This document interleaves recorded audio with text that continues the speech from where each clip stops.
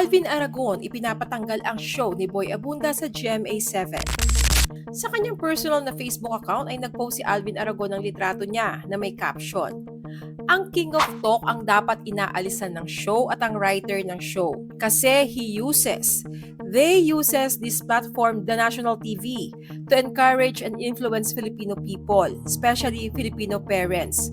Gusto nila palabasin na okay lang, na walang masama ang maging bakla, maging tomboy, maging trans at maging queer." At pagkatapos ay sinamahan niya ito ng mensahe na direkta para kay GMA Executive Miss Annette Gozon, kung saan iminumungkahi niya na dapat tanggalan ng programa si Boy Abunda at ang mga writers ng programa nito. Dahil anya nanghihikayat ito na tanggapin ng mga tao, lalo na ng mga magulang, na walang masama sa pagiging bading o tomboy.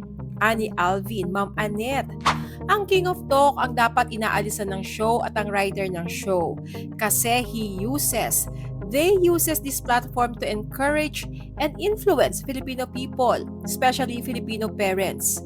Gusto nila palabasin na okay lang, na walang masama ang maging bakla, maging tomboy, maging trans at maging queer. Ma'am Annette, alam natin na kasalanan yan sa mata ng King of Kings natin. Stop propagating sin of homosexuality because it is against the Lord Jesus.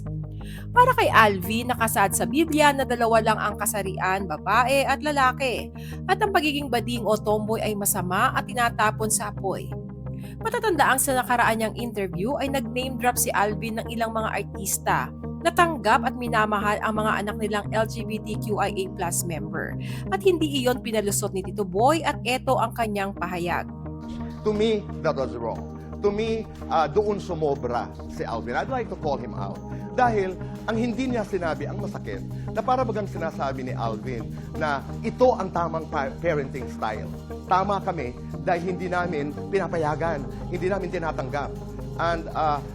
And as opposed to these people na who chose to embrace and to continue to choose to embrace their children with love, with dignity, with kindness, with compassion. Matatanda ang naging guest pa ni Tito Boy sina Alvin at Izzy sa kanyang show noong February 10. Sa episode na ito, ibinahagi ng mag-asawa ang kanilang love story at naging controversial din ang naging pahayag ni Alvin. Dito rin maraming nakapuna ng naging reaksyon ni Alvin na tila dismayado nang hinga ng sample ni Tito Boy si Izzy ng pagsasayaw. Marami ang naniniwala na tama si Alvin dahil nakasulat naman talaga sa Biblia ang kanyang mga paniniwala, bagaman mali lang ang paraan ng kanyang delivery dahil nagmumula ito sa galit. Ngayon na hinihiling ni Alvin sa GMA na alisin ang programa ni Boy Abunda dahil anya sa panghihikayat nito ng pagtanggap at pagsuporta sa LGBTQIA+ member, ay controversial na namang muli ang pangalan niya. Ano ang masasabi niyo sa isyong ito? Tama ba si Alvin na ipaalis ang programang para sa kanya ay lumalabag sa nakasulat sa Biblia? O mali siya sa pagkakataong ito? Share your comments below.